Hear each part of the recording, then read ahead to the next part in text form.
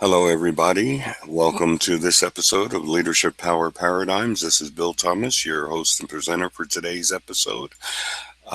As we always do, we like to wait a few more seconds just to allow for everyone to join us who is going to join us live today. And as we're doing that, I'm just going to look at okay, good.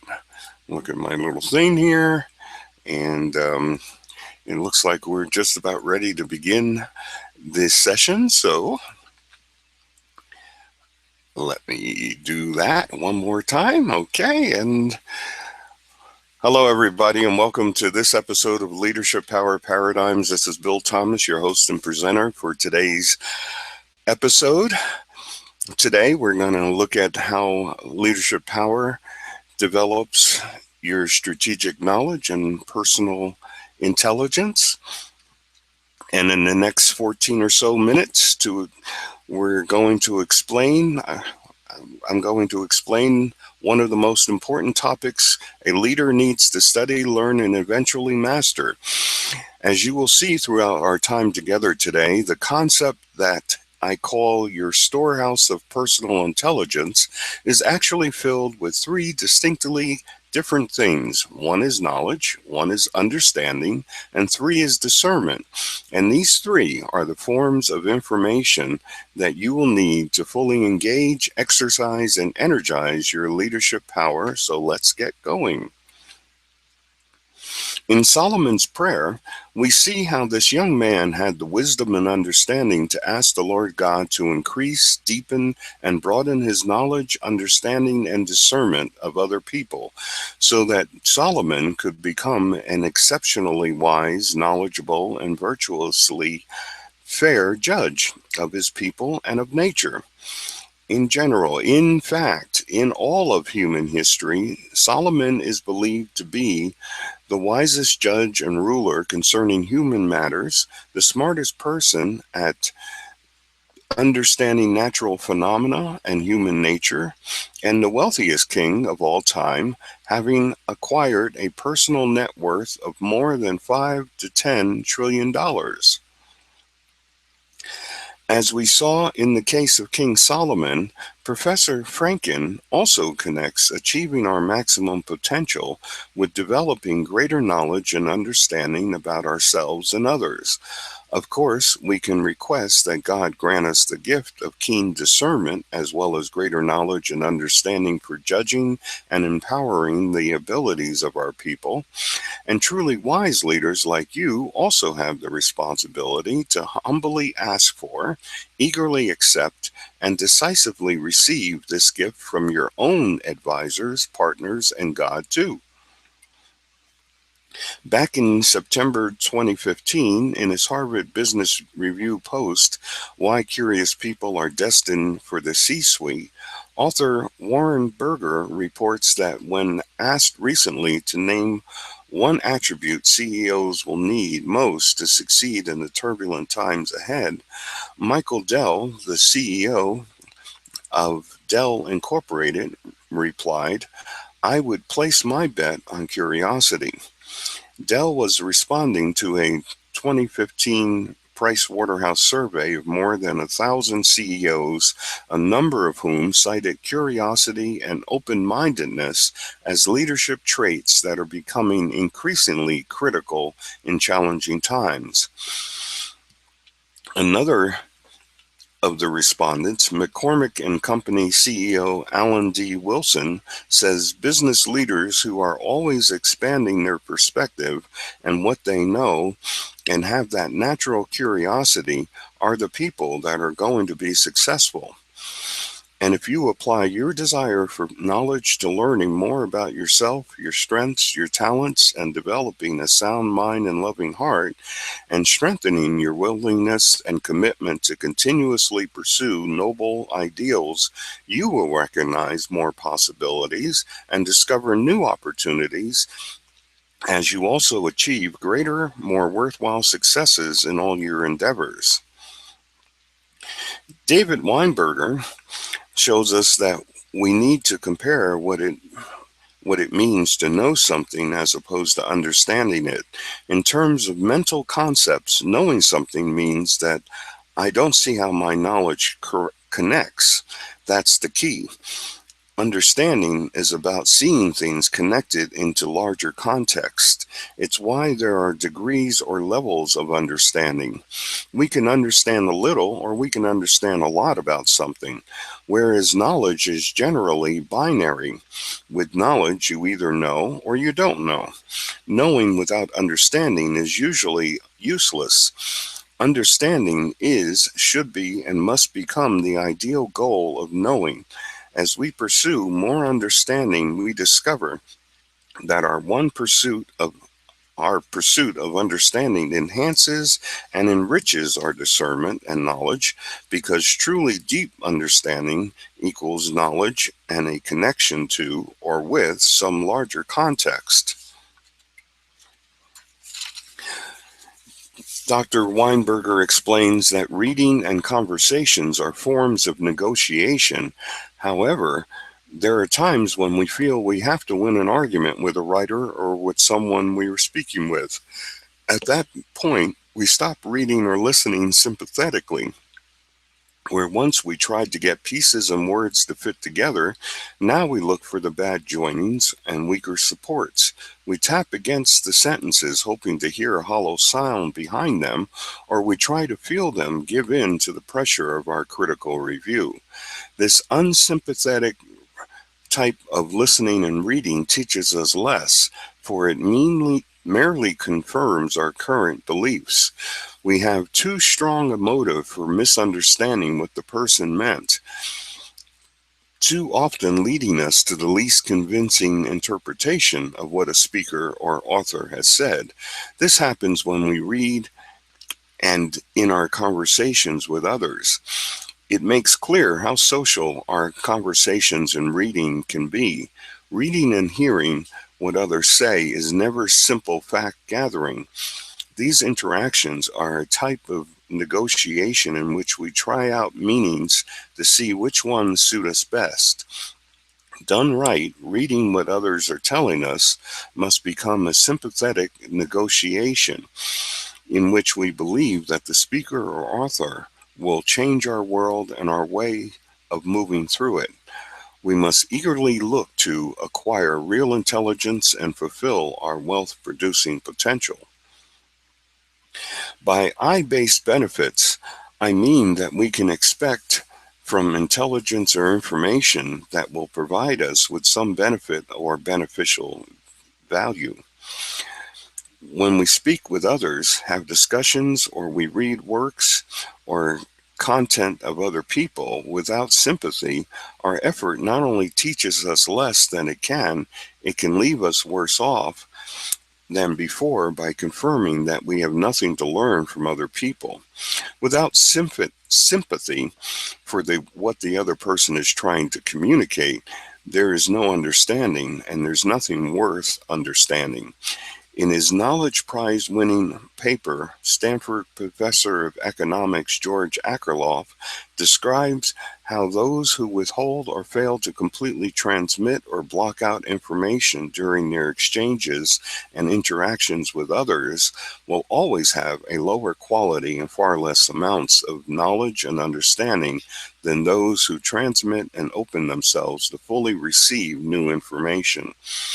Only those people who faithfully obey Akerlof's law of transactional quality in all their conversations, discussions, and reading will discover those golden nuggets of wealth-producing ideas, strategic ideals, clearer interpretations, or see the game-changing potential within every set of ordinary instructions. Generally, we become leaders who begin our leadership adventure by seeing, then feeling, then believing we have an ability to lead. And as we engage our minds, hands, and hearts in the doing of leadership, we start to think, behave, and speak with an aura of confidence, even with an appearance of wisdom as we perform the activity of leadership, until with enough practice and with sufficient quantities of experiences, which are developed through a continuous process of reflection, adequate feedback, and knowledgeable support, we find ourselves leading in a masterful, more logical fashion in concert with elegantly practiced levels of competence. At this stage, we realize a sensation of the artistry of leading others, and we use our realizations as justification to improve our abilities even further. And so the dream goes on. Equipped, empowered, and enriched by their imaginations and energized by your priorities for being a learning leader, your organization can embark upon ontological journeys where your associates and stakeholders are free to create meaningful and authentic identities. By discovering traits they're willing to own, roles they're best suited to play, they'll see better, more realistic definitions of their potentials. Pursuing the truths unlocked by your ontological explorations will reveal the commitments your people and partners need to make to be congruent and aligned with the ideals and goals of your vision, mission, or strategy. Their journeys will help define the boundaries they'll have to respect to faithfully reach for their highest performance levels and yet remain true to their agreements to enthusiastically embrace the morals and ethical behaviors demanded by your organization. Throughout this ontological process, you'll discover new possibilities and learn what could become the reality of your potential outcomes. As part of your personal intelligence discovery process, you will need to employ time-tested ways to empower your personal infrastructure, energize your daily efforts, and transform your routine and usual power blackouts, brownouts, and burnouts into power-packed actions with, towards, and for making a better world. Powered up, symmetrically congruent, and experientially enhanced impacts upon the world, all of which will ultimately produce power generating results in all that you do and throughout your world. What if you applied conceptuality to your knowledge? Think of what you and your people could achieve if you correctly designed your leadership agenda and it empowered you to pursue your priorities and helped you discover and fully leverage all the knowledge you encountered on a daily basis. What I am telling you is this: in today's complex, confused, and chaotic economy, your most dependable competitive advantage is your mastery of knowledge-based skills like systems thinking, strategic thinking, emotional intelligence, designing analytics, along with your spiritual and your social intelligence.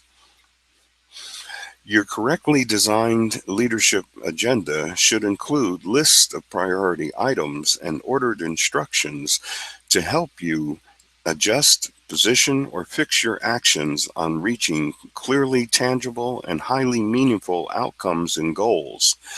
Each of your leaders each of your agenda priorities should transform your higher purposes and most idealistic principles into concrete, measurable, wealth generating results.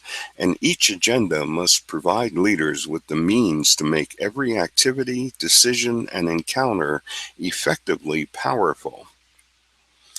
Your best leadership agenda can, should, and does support all 9 of Dr. Joe Folkman's 9 top leadership behaviors because your agenda is filled with energy, enriching information, guidance, knowledge, and understanding or discernment. An agenda supplies your personal intelligence storehouse with the critical information you need to fuel your enthusiasm. It highlights your most meaningful contributions to producing vital results, and your agenda serves as your indicator, pointing you towards those tantalizing, future-oriented, forward-looking attractors, and supervised agendas warn you of any potential pitfalls or pending gaps. I hope you can appreciate the vitally important need every leader has to continuously define, develop, and deploy greater amounts and qualities of knowledge, understanding, and discernment in their personal intelligence storehouse. It's not just a matter of filling yourself with tons of useless facts, figures, or fictions. Rather, you'll want to consult with your role models, advisors and teachers, partners and colleagues, and with the divine or supernatural resources available to you. When you strengthen your attitude, reinforce your positive mindset, exercise your essential behaviors, and use effective tools like an agenda to energize your leadership power, your personal intelligence storehouse will easily help you transform all your human capital into wealth producing powerhouses. This ends today's lesson. Now, what you're looking at is the catalog of materials, training, and coaching support, which are featured in my Leadership Power Paradigms Producer Tools program.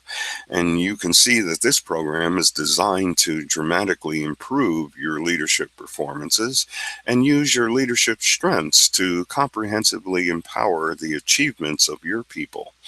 Right now, this program is available to you at my lowest possible price, so I urge you to visit the web page at www.1-im.com/LPP-tools, or just look on the right-hand side of your screen and click on the Enroll and Get Started Now button, and it will open up a new browser tab or a new browser window, and it will take you right to the page that explains more about this program. It's pretty comprehensive, as you can see, and as you're doing that, as you are clicking on that, like I said, it'll open up a new page, so that's not a problem. And while you're doing that, I will do what I promised to do, which is to also provide you with your 2 bonus gifts for attending today's session.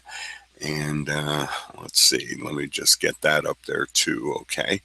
And as you're like I said, once you've done that, clicked on the Enroll and Get Started Now button, you then can come over and download your 2 bonus gifts for attending today's workshop session, webinar session.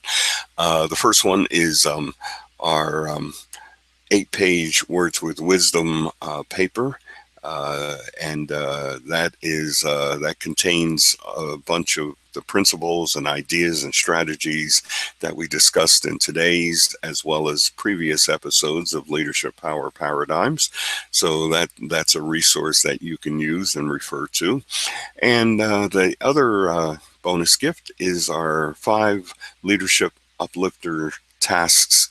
It's an infographic, and it also is a PDF document. It's 1 page, so I strongly encourage you to download that infographic, print it out, put it on your desk, or put it someplace where you can refer to it on a regular basis throughout your day, and you'll see that it'll just keep you honest when it comes to leading, because if you're doing one or more of those 5 tasks in every single one of your leadership actions, you are going to experience great results. I guarantee it, even though, well, it's a free gift. So, but if you make use of it, I think you'll find it extremely helpful in your leadership practice. And the Words with Wisdom also is also a PDF document as well, so you can read it and print it on any computing device. So no problems with either one of those gifts. And I just want to see if there's any additional comments or questions or well, whatever from the live audience. And I welcome each and every one of you today, of course, but I don't see any, but I will say to those of you who are on the replay recording, if you're watching this on the replay recording, that again, on the right-hand side of your screen, you'll see a question area, and I strongly encourage you to type out your question or your comment to me. Anything to do with leadership is perfectly acceptable, leadership or management for that matter. If you're not really sure which one of those areas that you're dealing with. Anyway, just write me a question, and when you click on email, it will email your question or comment to me, and I reply to all the questions and comments that I receive from this type of panel, as well as for those of you who are really courageous. I would encourage you to include your phone number if you're located in the US or in Canada only. If you're located in the United States or in Canada, you can include your phone number. I will give you a call back, and we can further discuss your question or comment. Otherwise, if you're located outside of the US or Canada, why then I encourage you to include your Skype ID, and I will give you a call using Skype. And when we have our conversation, you'll get the added benefit of my giving you maybe another paper or another article, referring you to some other resource materials that you can use to further study whatever your question or comment is all about. So I always encourage you to include your Skype ID. I don't have that. I only have your email address and your name.